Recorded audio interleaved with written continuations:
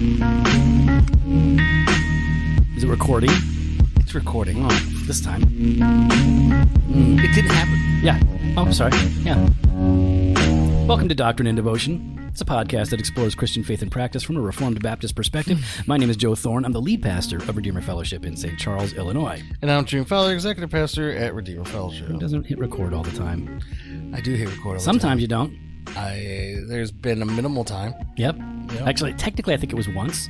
And then there was another time you thought you didn't hit record. Or you did hit record, but it stopped. Yeah. And that might actually happen twice, I think. I think you hit record on two separate occasions on two different devices, and something happened, and it wound up stopping. I remember. Yeah. Do you remember that? I do remember, Yeah, that wasn't you. That was not a fail. I mean, it was, but not a your fail. It was Yeah, a cool, tech fail. thanks. So I still got you. Yeah, thanks. Still got you. Hey, you know what? So, my son got COVID. Yep. Yeah, so Eli, and he just got a job, but he couldn't go to his job, and he couldn't go to school, and all the other kids had to stay home. He had tickets to like some hip hop concert in, I don't know what it was. Where? At Soldier Field? No, but he wanted to go to Donda, yeah. I was like, wait. One of our church members was there, yeah. I was like, he went to Kanye? Yeah, he would like to. He watched it live, though. Oh, okay. No, but he and his buddies had seats at a concert somewhere in Chicago, and it was going to be their first time driving into the city, doing a kind of like whole thing. And I did it at the same age, Yeah. Drove and saw Metallica back in the 80s. And but then he got COVID, he couldn't go, and he was just super bummed out. And so all the kids have been home. But yesterday, Eli's free now, and he's out of quarantine. Mm-hmm. Family can come to church now and all that. So and the kids can go back to school. But so yesterday, Jen and I took the kids out for mini golf. Oh, you just call it golf, though. Yeah, it's just golf. I mean, at my size. Yeah. I mean, it's 18 holes, bro. I burned a lot of calories. 18 holes, that's legit. Mm-hmm. Most people only play 9. Yeah. They don't got time for all 18 holes. Yeah. I love that your head went slid. Yeah. Just saying, in case you don't know. Yeah. And so that's why we need a camera set up. So we went out, and like all the kids, and we all did our thing. And here's what I noticed. The I won't say who, but the one who was most awkward with the club did fairly well. Yeah. And that was Catherine. Oh. And the most responsible person there seemed to cheat a little bit. That was Jen. And then, of course, Eliza and I tied for first place because we're ballers and we're not playing games. We're just owning. We're dominating. How did Bonger do? Bonger did great. Yeah. How did you do in golf? You don't remember? You don't remember? Was it that bad, bro? Was it fun? How bad was your dad? He was pretty horrible, right? You were out there collecting golf balls out of the little lakes. Nice. Well done. Good job. He's like, so wait a minute, if I lose this, I have to pay $1? And they're like, yeah. I'm like, yeah, that's what they said. And he goes, what if I find others? Do they pay me $1? I don't know. Go do your thing. Collect some golf balls.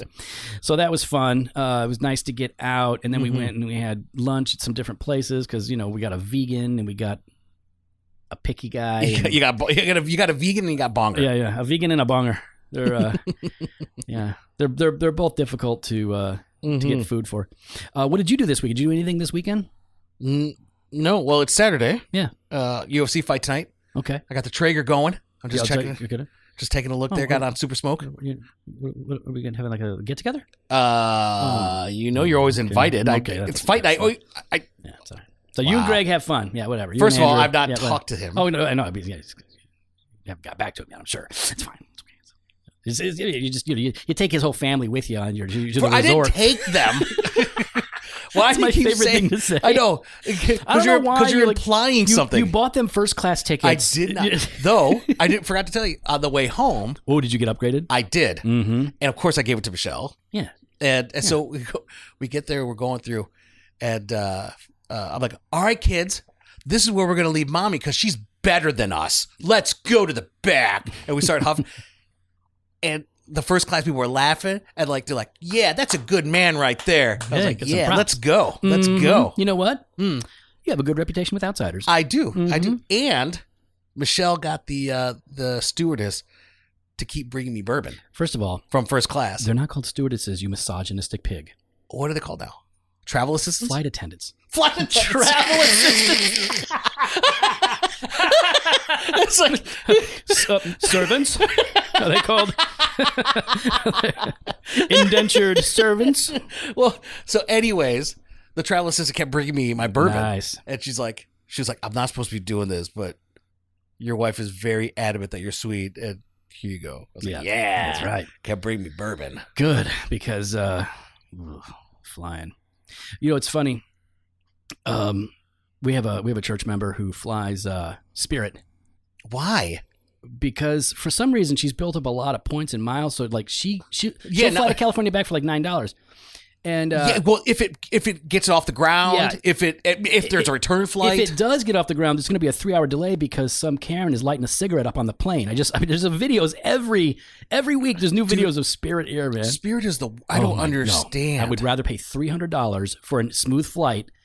But yeah, listen, I know that's like all these incidents are up on every airline, basically. I mean, it's like, it's really, really crazy. People have lost their minds. Oh, but see, no, never mind. Go ahead. I was going to tell you. I did see somebody light a cigarette on a plane on video. They were like, I'm not getting off.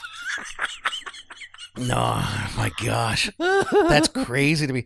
No, to make sure that we're liked, because, you're going to have all these kids, right? And they're amped. Yeah. And like, to make sure we're liked, we always bring, or not always, but we'll bring $5 gift cards. Yep.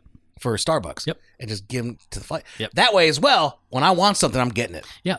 In fact, for $15 on TikTok, all the flight attendants tell you that's a really good move because we will pay attention to you and take care of you. Not only that, for $15, think of it. How much is one of the bourbons on there? 7, 10? For $15, I'm getting 3 or 4 for free.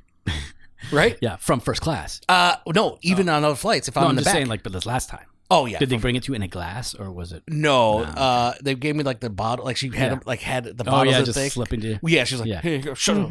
She's like, don't tell nobody. Yeah, that's a good way to do it. Yeah. Well, listen. But I don't know if it was while you were gone or I think you were back. Were you back by the time Ed Litton did that interview?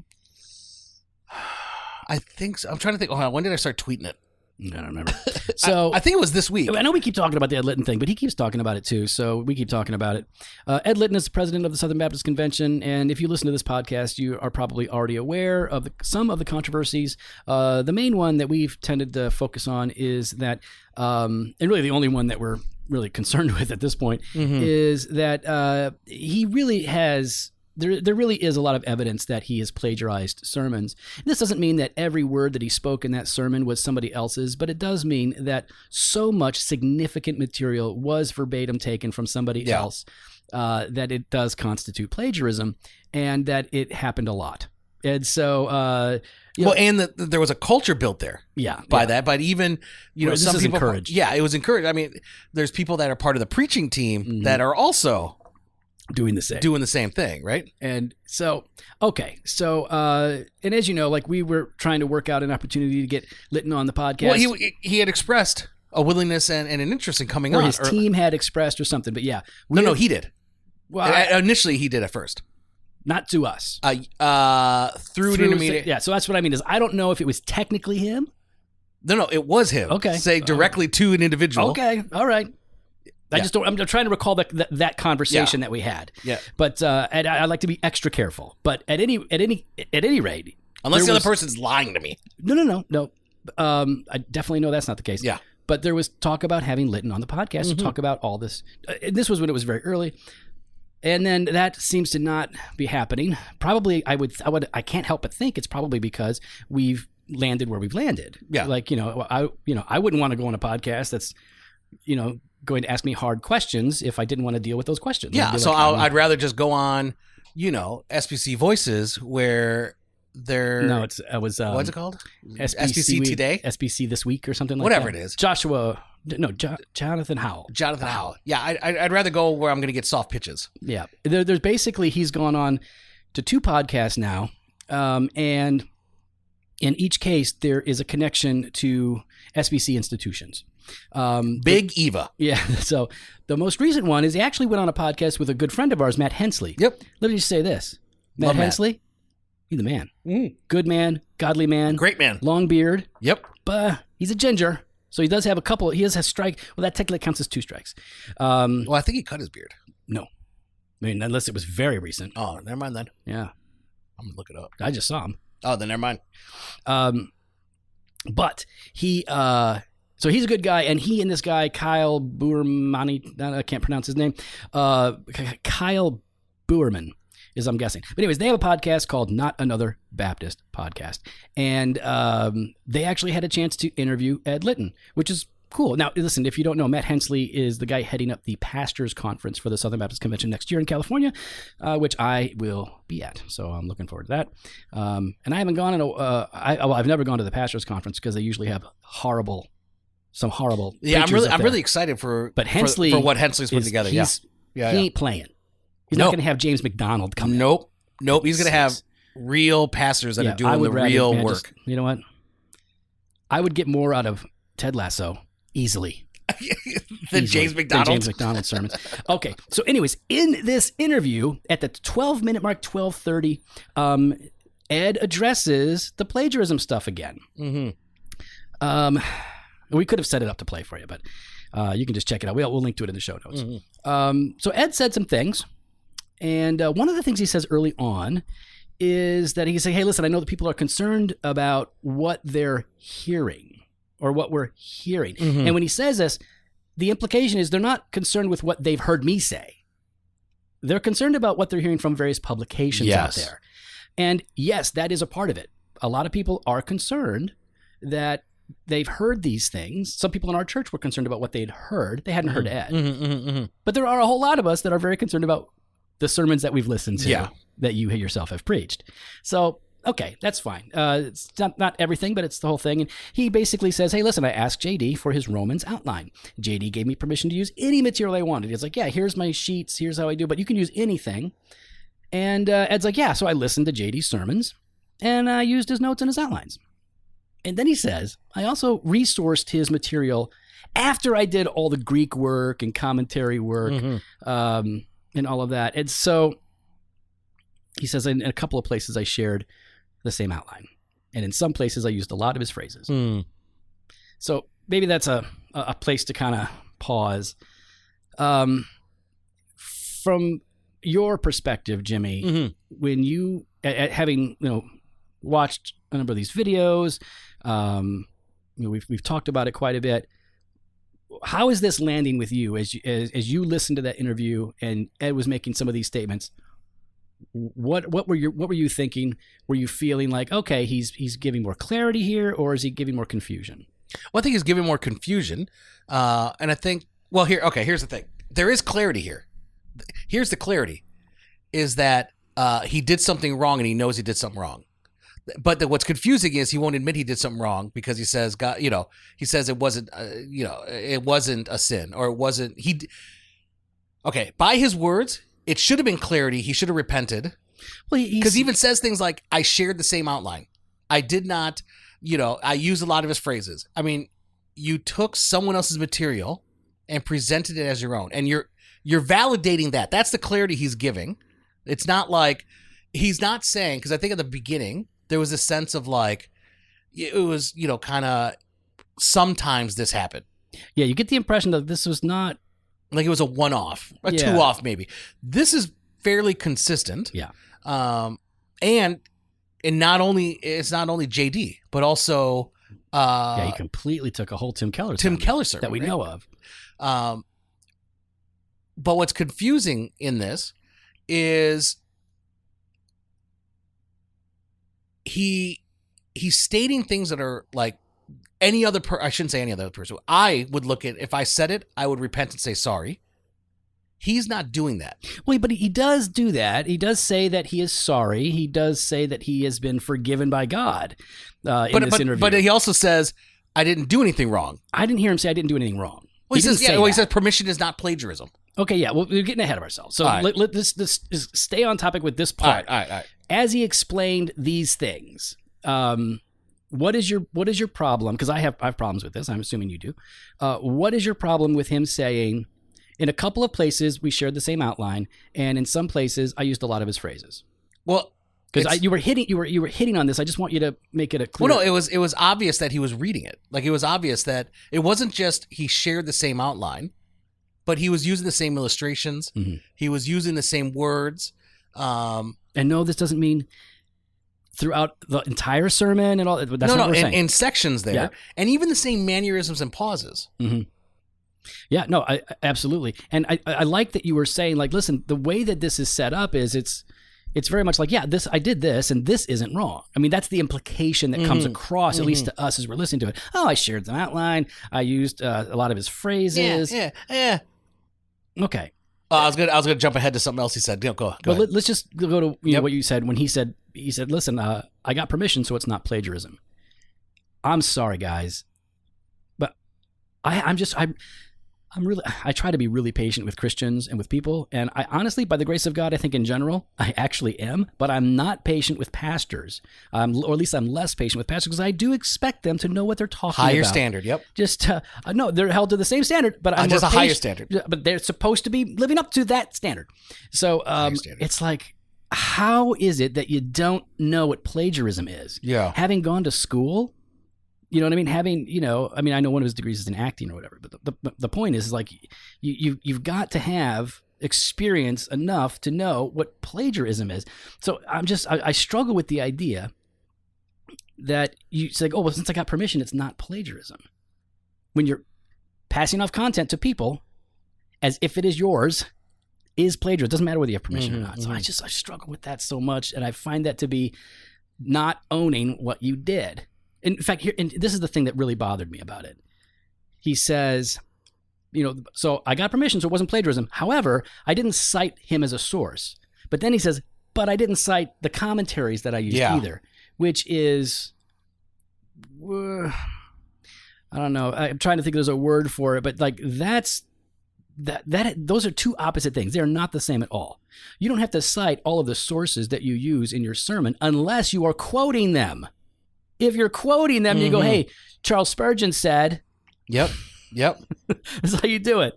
J.D. Greer said it this way. It was really good.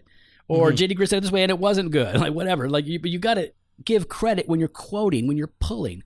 Now, if somebody were to say like, well, is he supposed to, if he uses the outline of a commentary for breaking down a passage, I don't know why you would, because when I break down a passage, even if I find that the way I break it down and the way the commentary breaks it down are the same, my wording of the breakdown is my own.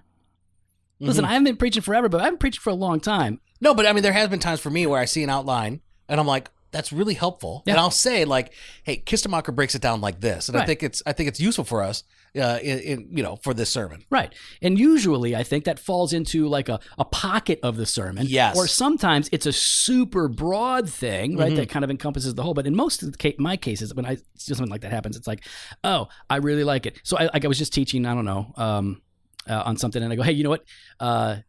Because I would not have come up with this. I didn't see it. He appeals to Ruth in this thing. And I was like, holy cow, it blew my mind. And so I said, hey, man, Hendrickson says this in his commentary. I thought it was really good. So, all right, you wanted to get ahead to something. No. Just that part about he says I didn't cite the commentaries either. Yeah. Okay. Like that to me, the way he worded it. If you listen to it, we should have had it queued up. But as you listen to it, and again, you could say I'm being uncharitable. You could say I'm inferring, but he threw it as like a little smart alecky comment. Do you know what I mean? No, it came off that way. It came off like, well, I didn't cite commentaries either, guys. Yeah. So you're trying to equate the two when they're different. Yeah. They're different, Ed. And I think by your position, and even continuing on, you're saying things like, I apologize to my people. Well, you're talking about you didn't do anything wrong. Permission's not plagiarism. Why'd you have to apologize? Yeah, that would be a follow-up question. So I apologize. So what specifically did you apologize for? If you had permission and it wasn't plagiarism, then... And you did nothing wrong. So I don't know if he's never said I didn't do anything wrong. He's never said that. He's saying I haven't plagiarized. Okay. He says the Lord has forgiven me. So clearly he knows on some level, or at least hopefully he recognizes on some level he's done something wrong. But I would want to know, like, for what did you apologize? I mean, he says, I want to correct this. We're working to correct this. We're taking this seriously. Okay, so in what way? What does that mean? Because, listen, this whole thing listen, I don't have a problem with even a preaching team. A team of guys getting together to study together and to work on stuff. If they're all, like, good, godly people that understand the word, then there's no harm, no foul. In putting the sermon together, like you can do all of that. That's not the thing. for me, the trouble is that you can say you're doing all the work, man, but when 25%, 30% of your sermon is ripped off from somebody else, and you know what? Even when you say it's like 30%, it's the most important stuff. Like it's the big stuff. It's the big outline. It's the whole thing, and you're just kind of like, I don't. I'm struggling with this. I'm struggling with this a lot. Yeah, no, I'm in the same position, Joe. I really, well, I mean, we've talked about it multiple times. I feel like he should be stepping down as SBC president. And a lot of people have asked, like, well, he's not the SBC preacher. He's not the SBC pastor. Why can't he stay as SBC president? What would you say? Because I know what I would say. Yeah, I'd say this is a distraction, an unnecessary distraction. And I do think your credibility has been tarnished. And when we've got issues of critical race theory, we've got some division, we've got Biden. We got Biden. But like you look at what's going on within the SBC, and even still, abusive pastors, and you're talking about sexual abuse cover-ups. Yeah. Like these are things that we need to be working on, and you are a distraction. Your credibility has been lost. Yeah. We need someone else to lead us in that, because right now, in my estimation, you have not been trusted with little. Like you had an opportunity here to really like repent, move forward, and just the way he's treating this like it's nothing and that it's not a big deal. But even though he says we're serious, now he's saying it. Yeah. But you've been silent. You've been waiting for the news cycle to pass. Like there are other things that I'm like, if you're not able to get this, the idea that permission is not plagiarism. Yeah. And you took down all your sermons. You guys you went into turtle mode, right? To protect yourself. Yeah. You circled the wagons. What are you going to do then with something else like a sexual abuse? Yeah. If this is hard and you're botching this, I wouldn't have said it any different. I agree with you. It's like Biden can't walk up the stairs. Do you know what I mean? Yeah. And yet look what happened in Afghanistan. Yeah. See, he couldn't do the little thing like walk. Well, just let him take a nap while he's answering questions, okay? Just let Biden take a He little... looked horrible. I know. Listen, as a human being, I feel bad for the guy. I feel bad He should for not him. be in that position. And like he says things like, who- I've been instructed to call on a few people, and he's got it's like, who's yeah, man. who's Who's pulling this dude's strings? Yeah, he's got Trump level approval ratings right now. So, Dude, this is like the man. Listen, I'll take Trump level approval ratings with gas at $2. yeah, Right? yeah. Give me some mean tweets. So I think we're not trying to beat the dead horse, and we're certainly not going after Ed. But listen, we were moving on, and then he does an interview, so like we're going to talk about it again, right? Yeah. It's like if something comes up and it's time. Well, I to don't know talk if I about was moving on. Well, the podcast, yes, yeah. Doesn't mean like if something comes up, then yeah, we'll talk about it. Now, from our understanding, there's supposed to be someone from Ed's camp was supposed to be reaching out to come on. Not to come on, but to talk. But not on air? No. That's weird. Why would you want to talk and not? Why wouldn't you make it public? I don't know. I haven't talked to anybody. That's a really weird thing. That to me then shows, you're afraid. I don't know. Yeah, it's weird. It is really weird. Like what was the mentality there? Like all of a sudden, like, oh, if I have a private conversation with them, then they'll go on air and say, well, I wouldn't want to assume what their thinking is. I'm going to assume all day. But I think they could. Somebody might say like, hey, listen, I think that they don't know all that we're trying to do behind the scenes, and so I want them to know what we're doing, and maybe they would be happy to know that we're actually addressing this issue, which is fine. Okay, not publicly though, which is part of my problem. But that's the thing. There, it's like if that's the case, let's go with that. We've said what we've said. Oh yeah, and I'm assuming they would hope that I couldn't go back on air then and say, well, we've had a private conversation. I feel better about this, but I can't share with you why. Oh, listen, like that. That's I'll tell so you right weird. Now, if I talk to anybody, I'm going to talk about it on air. Yeah. Like if we have a conversation, then we were going to share what's said. Exactly. So and we just listen. This whole idea of we're taking this seriously. We want to correct this. when Ed says that, you have to recognize that there are thousands of members of the convention that want you to talk about this openly and honestly, and it doesn't feel like there's a whole lot of openness and transparency. We don't know what's happening because it looks like ain't nothing to see here. That's what it looks like. Yeah.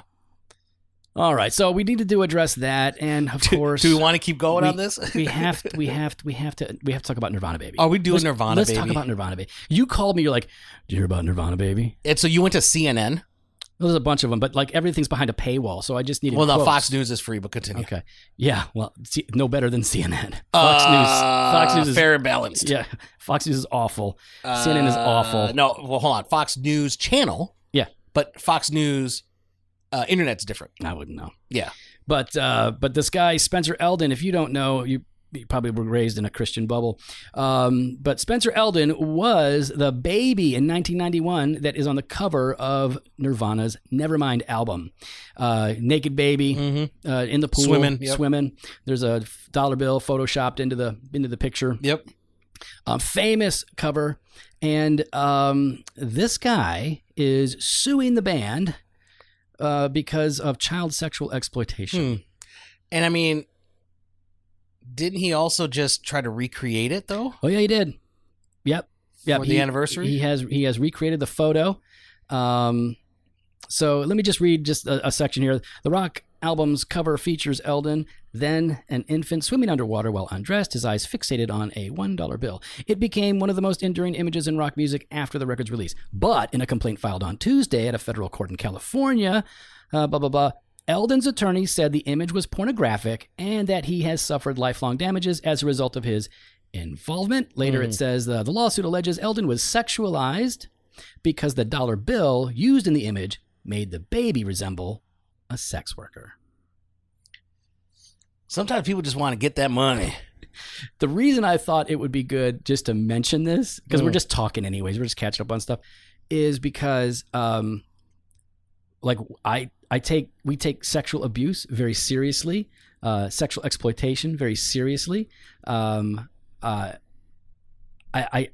Any form of abuse really troubles me, but the idea that a photograph of a baby naked in a pool is somehow child pornography is not only misguided. I think it means that you have sexualized babies. Like it's like how. Why would a baby in a bathtub or a swimming pool?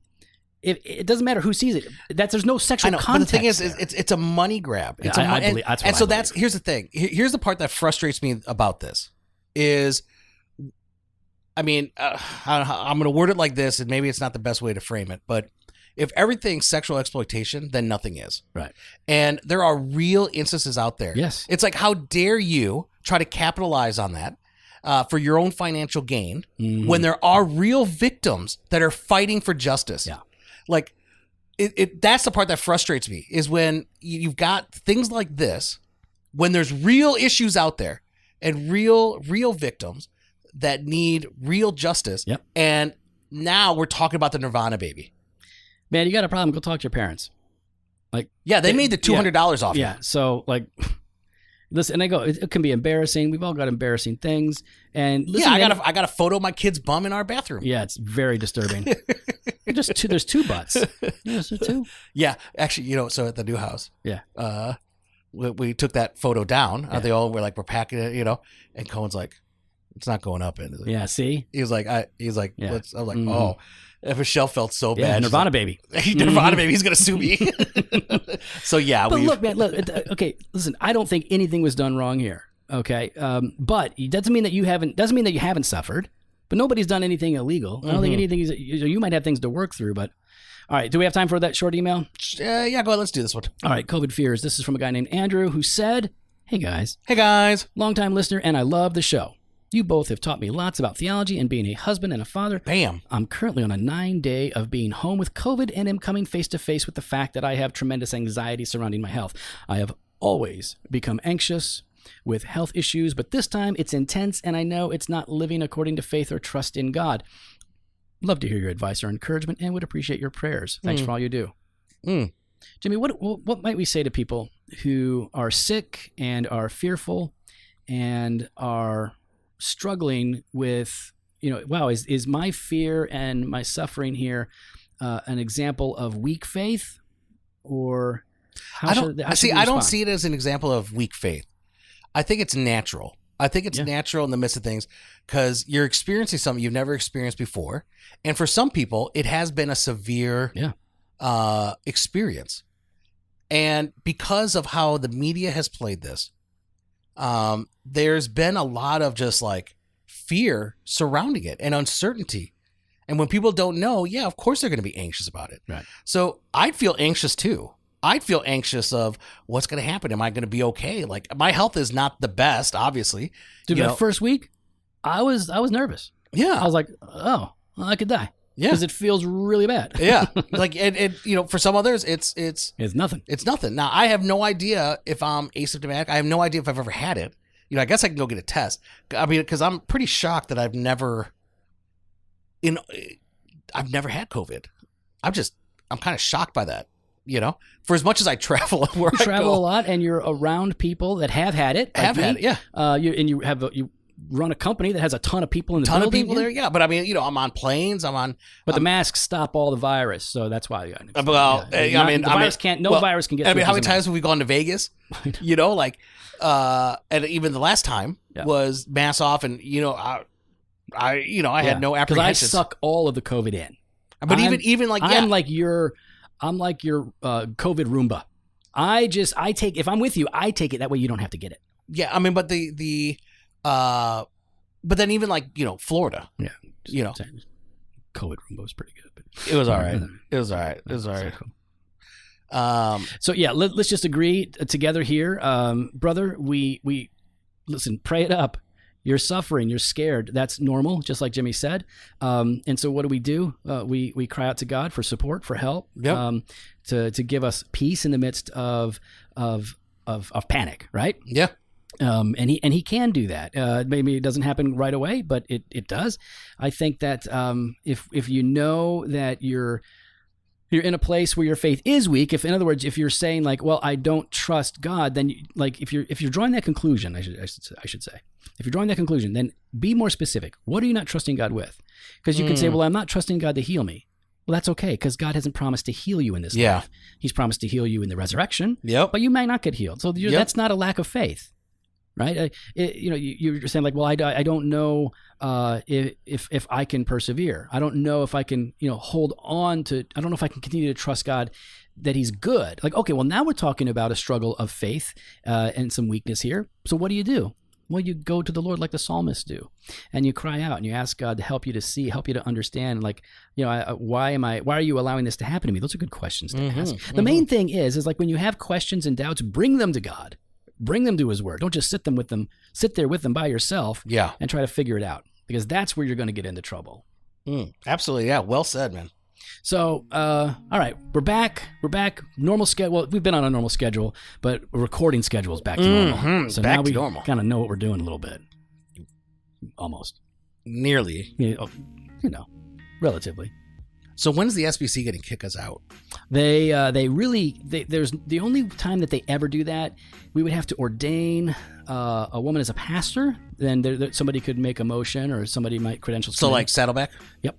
Or we would have to admit practicing homosexuals as members. We have to do something like that. No, they're not gonna kick us out. Listen, man, SBC likes us.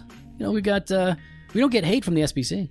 That's true. Yeah, right. We get hate from some SBCers. Yeah. But our state convention has always been very supportive. Yep. Very cool. NAM loves us. North American Mission Board. No, having any issues there. So yeah, I think we're good. And if not, bye. Well, we'd love to hear your thoughts. You can follow us online on Instagram and Twitter @DocandDevo, or on Facebook /Doctrine and Devotion. You can head to the website, drdevotion.com. There you can contact us. You can sign up for the email blast of the store, jofostore.com, and grab some gear. We got that fresh pod every Monday and Thursday. We got blog posts and video content over at the website. We got that all-access exclusive content, the Banter of Truth on Tuesdays, Weekday Wisdom, Monday through Friday. Head on over to drdevotion.com /all-access to sign up today. Bye!